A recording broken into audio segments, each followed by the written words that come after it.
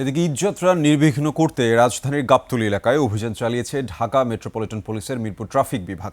ঈদের সময় লক্কর ঝক্কর বাস যাতে মহাসড়কে চলতে না পারে সে লক্ষ্যে সকালে গাবতলী ও আশপাশের বিভিন্ন ওয়ার্কশপে এই অভিযান পরিচালনা করা হয়। তবে এ সময় তেমন কোনো গুরুতর ত্রুটিপূর্ণ বা চলাচলের অনুপযোগী বাসের সন্ধান মেলেনি।